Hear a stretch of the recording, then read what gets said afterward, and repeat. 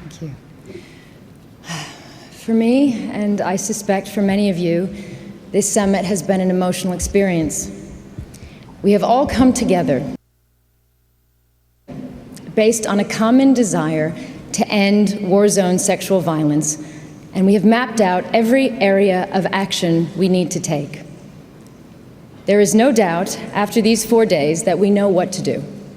We need to entrench the international protocol so that we begin to deter these crimes and end impunity.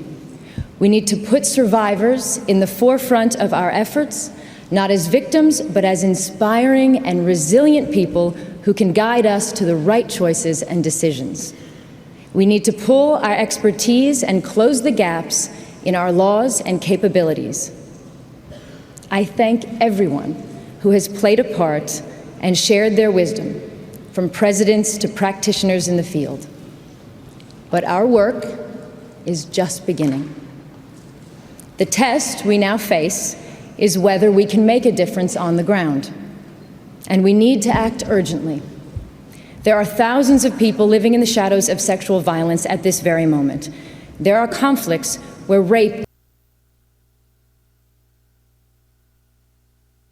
is openly incited. Young lives are being ruined by sexual violence in Syria, South Sudan, and the Central African Republic as we gather here, as we speak.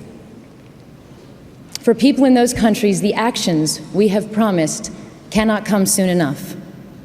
For them, true urgency of this situation. We can never again plead ignorance.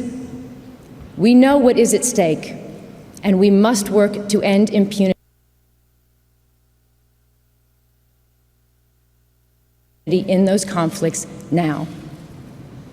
For this to happen, war zone rape must remain at the top of the international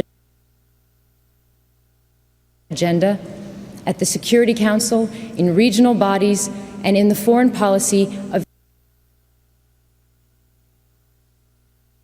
each of the countries gathered here today. Whether or not that happens by the number of male leaders who have shown that they are now proud to champion this cause. My message to you is, please do not go silent. Raise your voices and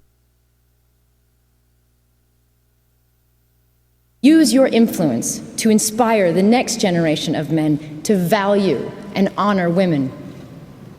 I leave this summit inspired and full of resolve for the future. We will not succeed in eradicating war zone rape overnight, but if we bring together all of our efforts, if we can share what we have learned, and think of all the activists and doctors who are returning not to comfortable offices, but to the front lines of this struggle, then I know we will find the strength to stay the course for the future, and that we can and will end impunity. Thank you.